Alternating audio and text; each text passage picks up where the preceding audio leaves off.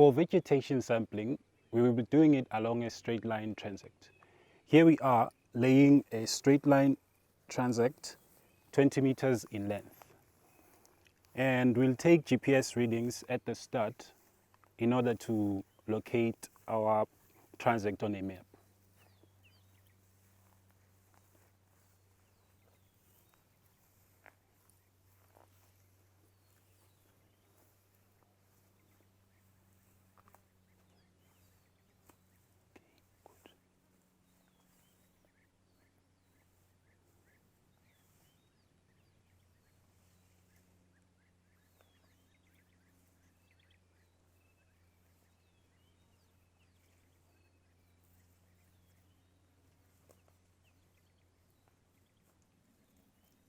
To sample our herbaceous vegetation, we're going to be laying down 0.5 by 0.5 quadrats along our 20-meter line transect that we've just laid down.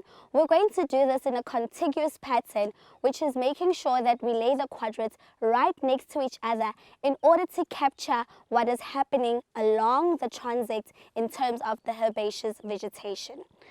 So we start right at the beginning of our 20-meter line transect and we make sure our quadrats are right next to each other.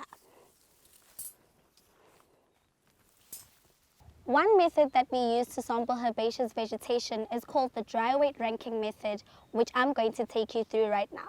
So with the dry weight ranking method, what we do is we identify the 3 most dominant grass species that occur within the quadrant. So we've already laid down our 0.5 by 0.5 meter quadrats along our line transect. So what we're going to do now is we're going to take a closer look at what is happening inside our quadrats. So what do we have here? Let's look for the most dominant species. Oh, this looks like the most dominant species, and this looks like a fishbone, eh?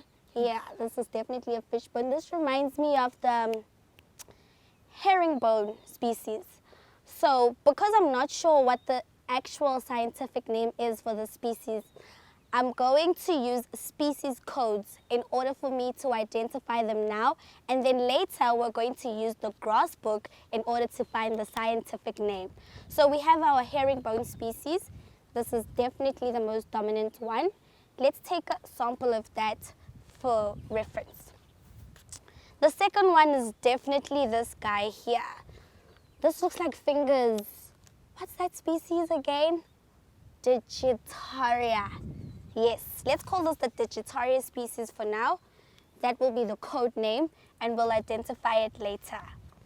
The last one, let's see if we have a third species here.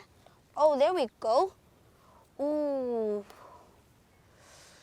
This looks like the Eragrostis. Definitely an Eragrostis. But we have to identify this in the grass book to make sure we have the correct scientific name. There we go. Now that we have our 3 most dominant species, what we're going to do is we're going to do what we call a landscape function analysis. This gives us an idea of what is happening in the quadrats in terms of the environment that these grasses are growing in. Let's take a closer look at what's happening on the soil. Is the grass bitten? Is the grass bitten? Nope, no signs of insect herbivory here. Are the plants rooted? Are the plants rooted? Definitely there's rooted plants. Okay, is there any plant litter? Plant litter. This looks like some plant litter. Yes, we can say there's plant litter. Is there any lichen or moss? Any lichen or moss on the ground? No, no lichen here. Is there any clay cap? Clay caps. There it is. Definitely. There is some clay caps. Gravel? Nope, no gravel here. Do you see any rocks? Definitely no rocks in here. Acidic surface? No ways. Are there any faunal holes? Yep, this looks like an ant hole. Yep, a couple of ants just ran in there actually. Is the soil disturbed? Is there any disturbance on the soil? No, not really. Is there any bare soil? Yeah. There's some bare soil, some patches of it here. What is the overall biomass of the quadrant? The overall biomass of the quadrant. Okay, so how much of this quadrant is covered? I would say about 60% of this quadrant is covered by grass.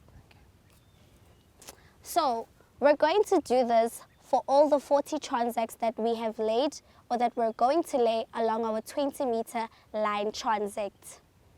At every 5 meters along the transect, we are going to be cutting the herbaceous vegetation at 10 centimeters above the soil.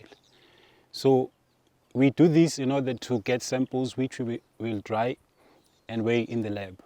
So before we cut, we need to determine what lies within the quadrant.